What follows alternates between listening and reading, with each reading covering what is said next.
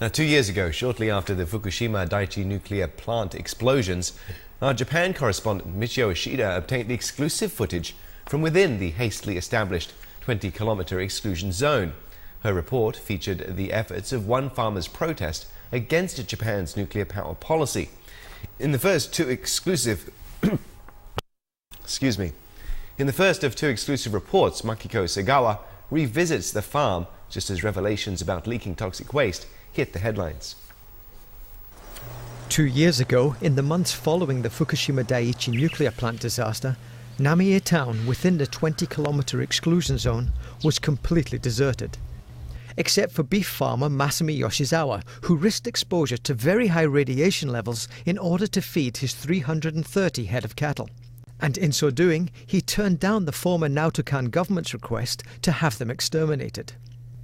生かすっていうことはね、牛を生かすっていうことは国の原子力政策とか東京電力に対するその生きた証、抗議だと思ってるんですよ今。絶対に殺処分には応じないっていうのはそこにもあるんですね。 At that time, it was unclear how long Mr. Yoshizawa could maintain the herd, as the radiation exposure had rendered the cows absolutely worthless. Well, this is the answer. 2 years later, and Mr. Yoshizawa's herd has grown to 350 head of cattle.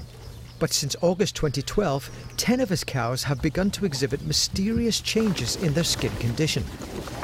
Living in a radiated environment, drinking the water and eating the grass, Mr. Yoshizawa is convinced that these white patches are linked to radiation exposure.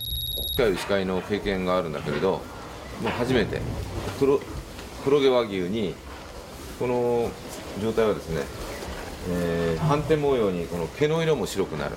それからそのバリカンで買ってみると分かったんだけど、その地肌、普通黒毛和牛はね黒いんです。被爆によるDNA そういうものの異変が起きた証拠だろうというふうに、皮膚病ではないんです全然。 A seasoned veterinarian for the local ranchers, however, cautions against jumping to conclusions.